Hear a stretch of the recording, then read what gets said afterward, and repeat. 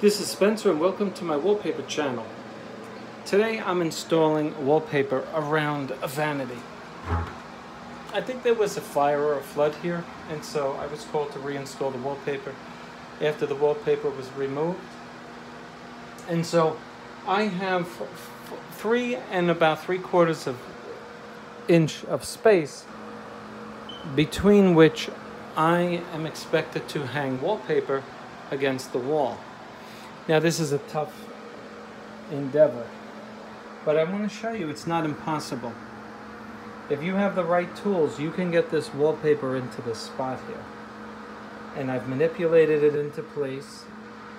The pattern matches. I'm just waiting for the paper to fully relax so that I can take my razor blade fully extended and literally cut the profile around this ornate woodwork that will meet the wallpaper.